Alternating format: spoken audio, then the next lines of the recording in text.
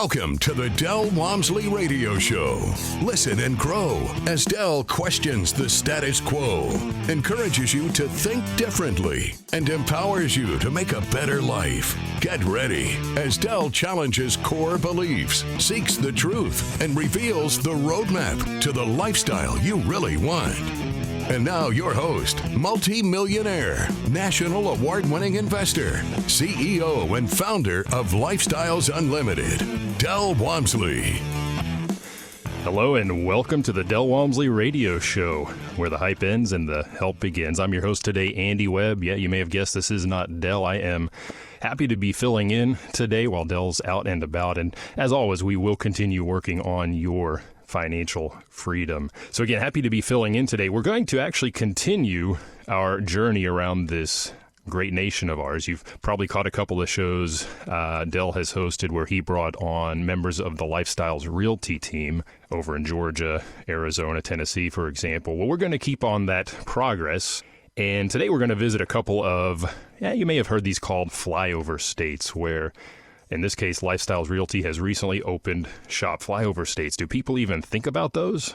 Well, hey, after today's show, I think you just might. These are some really good places to go to invest in real estate. Now, just a quick sidebar. Who am I? If you've never heard me before, Del's show is national in scope. I'm a host of the Lifestyles Unlimited Real Estate Investor Radio Show, mainly in Texas, and I've been a member for a very long time, since March of 2012. Del, in fact, came up to Dallas-Fort Worth, where I sit, taught my 2-day financial freedom seminar way back then, handed me the roadmap. I followed that to my financial freedom, bought a lot of single-family houses, invested now passively in apartments as well, and left corporate America sometime back. And my guest today, he's going to teach us about these markets. Also a longtime member, very interesting guy. And one thing I did not realize that I learned in preparing for this show, he's a licensed broker in 10 different states. We're going to hear why. And today he's going to walk us through a couple of those states, namely Kansas, Missouri, and we might focus a little bit specifically on the Kansas City market. I think that's an interesting one. So, hey, without further ado, I want to welcome Joe to the show. Joe, how are you today? I'm doing well. In fact, I like to say I'm doing better than I deserve, so I try not to brag about it. How about yourself, Andy? Hey, I am wonderful. And like I said, I'm happy to be filling in today for Del. I do appreciate the opportunity. And I'm happy to be talking with you. Now, I've seen you over the years at various events. You're not here in my neighborhood necessarily. Largely, I've seen you online. You're one of the MCs, one of the hosts of virtual road trips that we do on the multifamily side. And you do a lot. You do a lot for the organization. And maybe just to connect the organization with Joe, let's kind of set the table for them. Why don't you tell us a little bit about yourself and really how you came to be a member at Lifestyles Unlimited? Well, certainly. So like many folks out there, I actually came to Lifestyles Unlimited via the radio program. However, I came from it from the backside. I was, for their Houston affiliate, their radio show producer for a while, and got hired on to join the team to help with not just their radio production, but also the videos and different classes that get taught throughout. I was part of that audio-visual department that would help edit those. That way when people signed up, they'd be able to watch information and self-paced learn in between acquiring properties. From there, like any young guy with a growing family during the middle of a global recession, went and got a real estate license in 2010 because I was like, this is a great time to do commission-based sales, right? Global recession. And that's when I joined the Lifestyles Realty team, started helping sell single-family properties to members.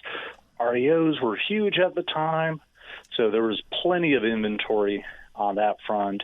And then as my family grew, I partnered up with another agent and was sort of like a junior agent, and we worked together. And when they evolved into the multifamily side, I came along.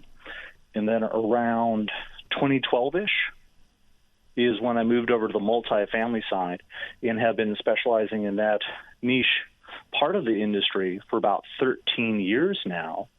I do like to say, because it costs money, but I am also a CCIM, which is a globally recognized designation for it. So that stands for Certified Commercial Investment Member. Okay, alphabet soup. So we got to clarify the alphabet soup. Good deal. Okay, Thank you. Carry on. That's one of those things. That's what happens, right? It's one of the reasons why I like working with professionals is because at times we get mired in the jargon. So thank you for pausing me on that. Yeah. So I got that designation, worked with a big box brokerage for a bit, came back to Lifestyles when they invited me. And since then, as you mentioned, I've now got my broker level license in about 10 different markets, because within my role, I'm one of those blessed individuals who gets to go out, research these markets, try to find those hidden gems for the members to help build the realty team. That way we can help these markets, not just our members, and this might be a little touchy-feely, Andy, so stop me if it's too mushy for a Dell show, but I know when our members go in with the model we have, it doesn't just enrich their lives, but also helps the community because we have that focus on clean, functional, affordable housing for individuals. So I get to go out there and find those markets and be like, this is a great spot for it. This management style is great. And I don't think that's inappropriate at all. I think that's part of the message. We're not just helping our investor members. We're helping the broader community, and we've done a lot of shows where we do talk about that just by bringing them up because we are not slumlords. We follow a very specific model, which includes the phrase "best product, best price." We're putting good residential rental properties, both houses and apartments, into the market, and people love that. People absolutely love what we do, and you're, as I'm hearing, kind of the avant-garde, getting us into the latest and greatest markets. So a couple of those markets are Kansas and Missouri. We'll get there in just a little bit. But I want to go back to you, the member, and it's interesting. I've been doing the radio show for four or so years now, and we've had a few different producers over the time. And I get a lot of questions. We go to commercial break. I get those questions, and they're like, "Hey, I've been listening to what you've been saying. How do I learn more?" Mm-hmm. And you went down that very path, not the radio broadcast listening on in your car, but actually in the background, and that's very interesting. And Joe, I do want to get a little bit into your background as an investor because I like for people to understand we are not just talking the talk, we walk the walk here. We're out there buying these very houses and apartments that you hear about on this show, on the other show, at the case studies that you mentioned. So tell us a little bit about your investing background. You went to the 2-day many times, as we heard. And by the way, for the listener, go back. One time is not enough. The 2-day is 2 days full of information. The first day, single family, 8 hours. That's a lot. Second day, multifamily, 8 hours. You're going to miss stuff. And as you grow as an investor, your perspective changes and what you internalize from that 2-day changes as well. So that's very good tip, by the way, Joe, to continue to return to that show. So what's been going on investing-wise with Joe? So investing-wise for Joe, well, actually, quite literally, yesterday we sold the latest portfolio of 8 duplexes, so that's cleared out. And that congratulations! Well. Yeah, thank you. It was a heavy turn. It was one of those ones. Bought it out of state because that's. I'll begin here at the end and then work backwards if that's okay. Yeah, go for it. Just because it's so recent, as well as I know when I'm walking around, people go, "Well, how do you do this?" So it was a portfolio. I am currently living outside of Houston, Texas. That's our base camp. And the properties we bought, fixed up, leased up, they were out there in Georgia. So we were able to do this remotely. I actually used a member of the realty team out there as well because they found the property and they sent it out through our system, through the email blast system, and that's how they came about it. So that's our recent one. Like, we just wrapped the door, closed the book on that one, and sold it to the point where the lender emailed me this morning saying, "Yeah, we just got the wires." It's all good. I love it. Hey, and I love that. I'm counting like the ...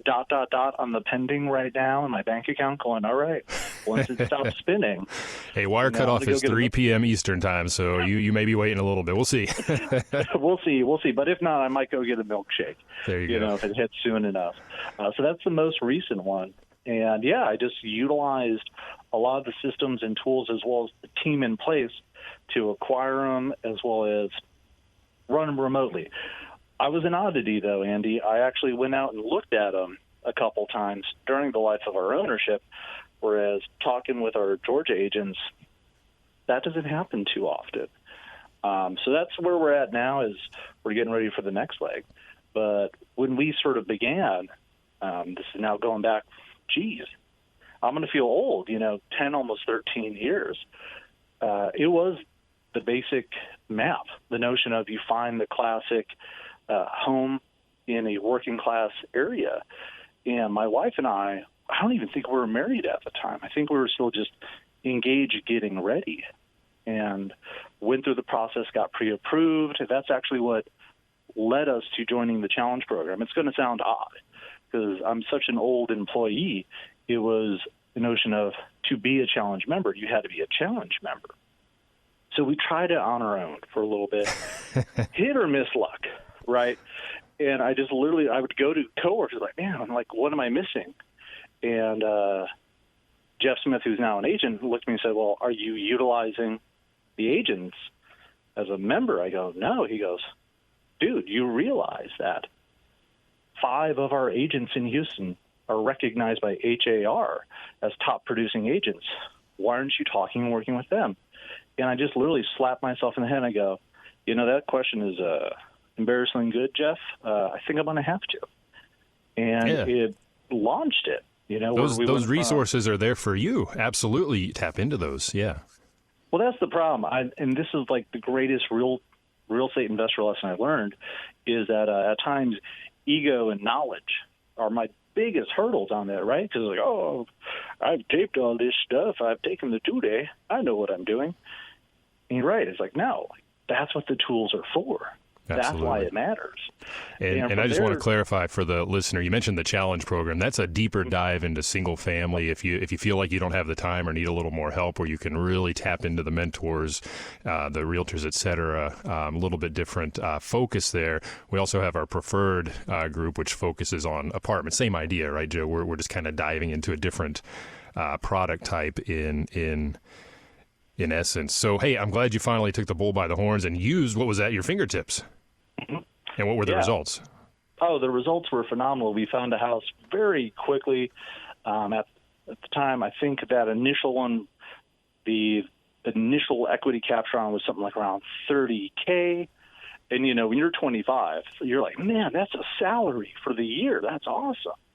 And then, good cash flow at the time, around $300 or so. And again, this is how old I am. Like, our investor interest rate, like, we were excited. We were like, man, 7.5%. That's awesome. Because that was the killer investor rate up the top. That number sounds familiar, Joe. Where are we now? 7.1, 7.2 as investors? Yeah. So that's the thing. That's why, I remind people, I go, hey, these were the rates I had. And they're like, I'm like, no, I'm talking about 5-10 years ago. So this isn't me spinning yarns of when Jimmy Carter was relevant. This was, me saying like, hey, we were only a couple presidents deep, and it worked, and it made sense because the other factors that made it work. So we were excited, and that started that jump and foray into it from there. In fact, we even utilized an agent to buy our personal residence after we got married, just because we're like, it's working. Why would we veer off to somebody else? Yeah, if something is working, don't change it. Just let it go. And so you started with single family. We heard got built up to duplexes, which for listener, technically that is single family, duplex, triplex, quad. We don't get into the commercial or the multifamily space until we're 5 units or greater. Have you moved into the apartment space at all? The thing that made me last year, pause and do a couple more houses was really just the returns were great at that point, as well as I just looked at some of the different markets, and I'm building my team out there because when it comes to multifamily, we're really buying a business, so there's a little bit more patience as well as desire to understand the market that's needed. So that's where we're at. With this latest sale, we got the funds resupplied, and that's the next progression. Very good. We've done the portfolio, and now it's time to go help not just my family, but other families passively invest. Absolutely. Hey, I love it. I'm a passive investor in apartments, Joe, so I'm always connecting with leads, active leads, and aspiring leads. Those are the syndicators for the broader audience out there. Hey, we're going to head into a quick break, and let's get into those 2 markets that we're going to focus on for the rest of the show coming up.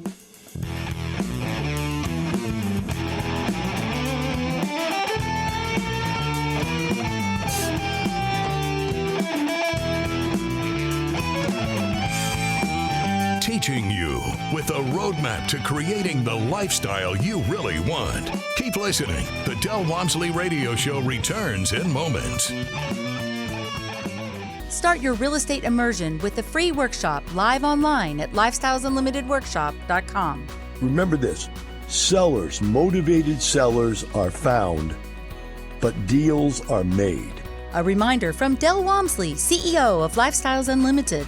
Learn how to find those motivated sellers and get the deals done. Join our free online workshop and learn how to retire in 5 years or less at lifestylesunlimitedworkshop.com. lifestylesunlimitedworkshop.com.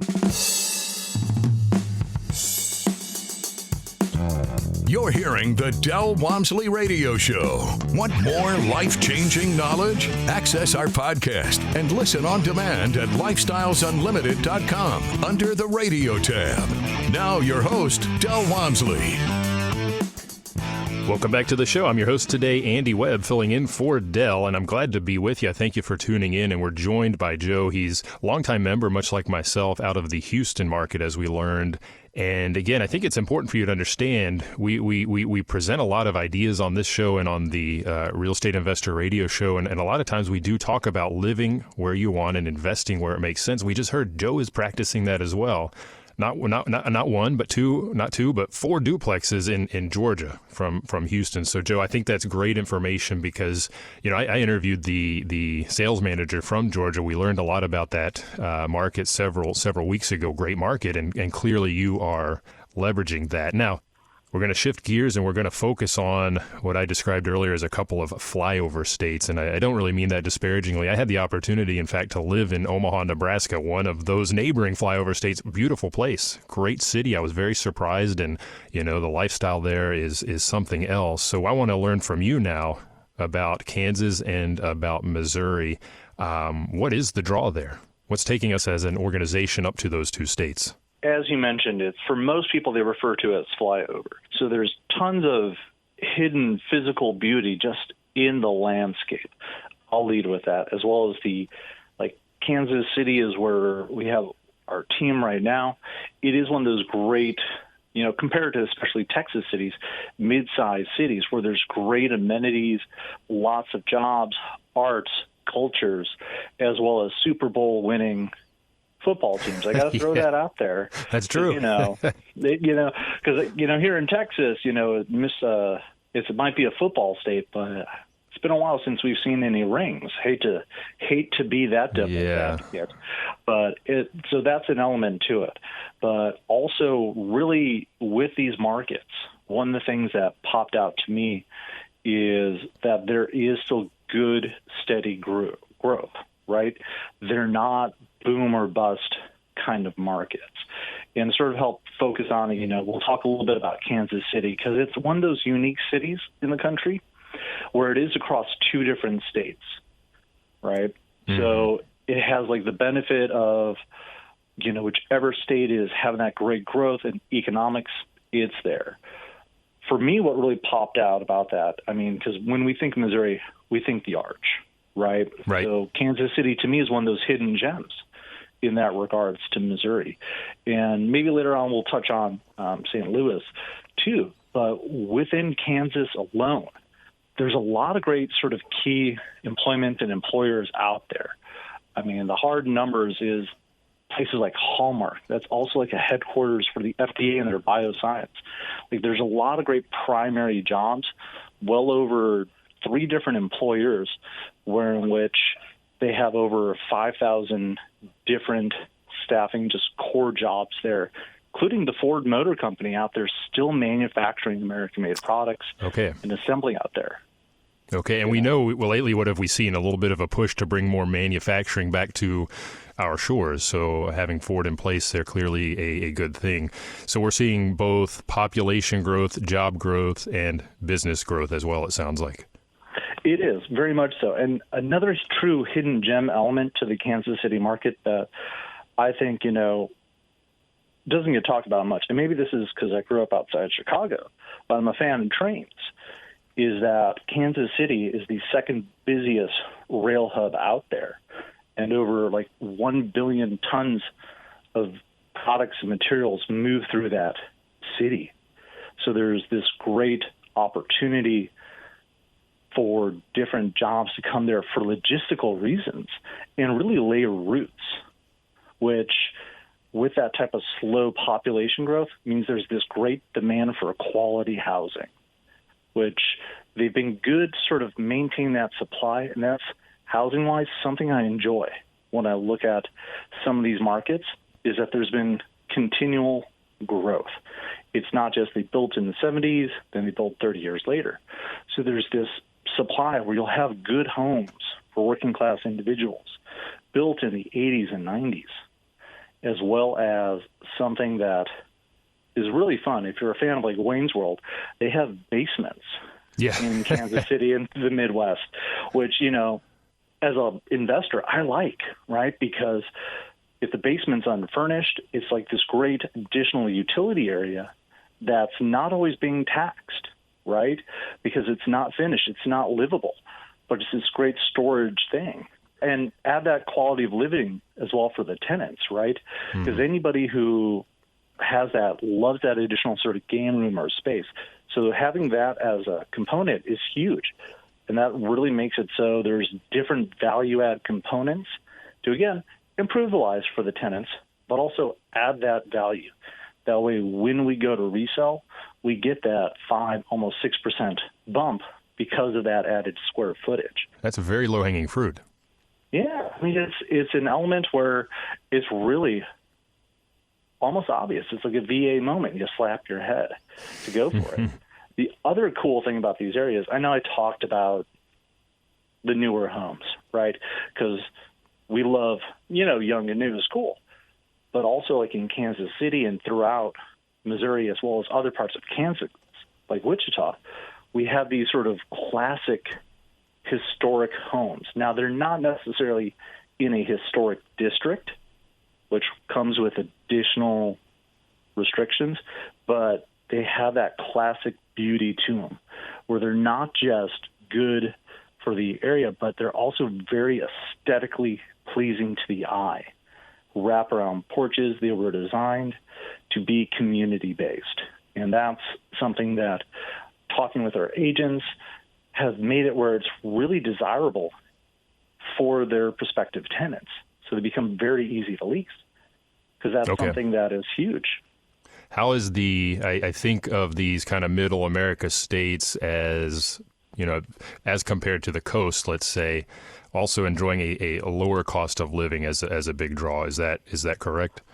That is correct. So another unique thing about the market is looking at the different median home prices around. Kansas City has some of the lower ones, the more affordable cost of living to it. Overall, I think there's about $100K difference or so between the median price of a home in Houston compared to Kansas City. Is there a particular side of the state line I should look at as an investor? Does it matter? It doesn't really matter. Not from a data point, right? From a realtor standpoint, my big question to you is like, so Andy, what's more important to you? Is it cash flow, right? What are the sort of things that make you nervous? Is it property taxes? Because both those states, very competitive property taxes, making it the cash flow very achievable and realistic. So I'll leave with that. So taxes are low. Got it. Taxes are low, yeah. We can nerd out a little bit. They do what we refer to as the assessed ratio. So whatever the appraiser says it's worth this, then they apply a percentage to that, and that end number is the number that gets taxed. Okay. So they're effectively lowering my tax burden. I think it was Georgia where we learned that they're applying 40% of the value to get to the taxable number, even on investment properties, which if you're listening in Texas, you understand that they tend to handle personal property or homestead property, let's say, and investor property differently, which is where we sometimes feel that pain. We just don't have that pain here. Taxes low. What about insurance? So insurance is also very low out there because the biggest weather event across both these markets is tornadoes. And when I've talked with different insurance brokers, both in-network, through the Lifestyles Limited marketplace, as well as outside of it, they go, well, you don't really you insure for tornadoes, but there's not like a premium for them because you just never know when they're going to happen. So since it's not near any major weather events like fault lines or the coast, and they don't even get a lot of hail, which I think is an issue up in Dallas.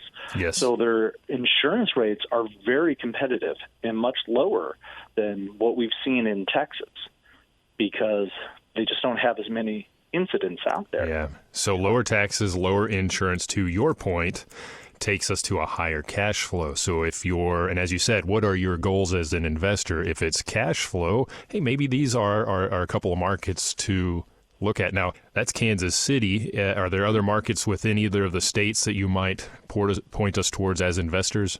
So we've been seeing a lot of great things on the Missouri side coming out of Springfield, okay, which is kind of a smaller one, but a good kind of region. You know, it is a college town. There are additional different supporting industries out there, but that's like its big claim to fame. But there's great folks out there.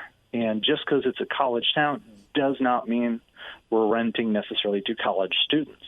We're renting to those grad students or people who are there to support the other industries because it's still a good-sized town. We're looking at different sort of spots, you know, growing out there. Branson is interesting. Branson, we're keeping our eye on it because it's one of those ones where it's very touristy. So that's on the Missouri side. And, of course, you know, we are looking at and growing into the St. Louis market. And St. Louis being a larger, much more industrialized, long-standing city, trying to get those nuances ironed out. You know, because if you're from the St. Louis area, folks, man, I love that. I love the St. Louis Bread Company. For all of you not from St. Louis, you know it as Panera, right? But getting those great dynamics because there's the city of St. Louis and then the county of St. Louis. So the county of St. Louis is where we're seeing some different great opportunities. Gentrification has a bad rap, but that revitalization, we're starting to see out those, which is great. So that's our Missouri side.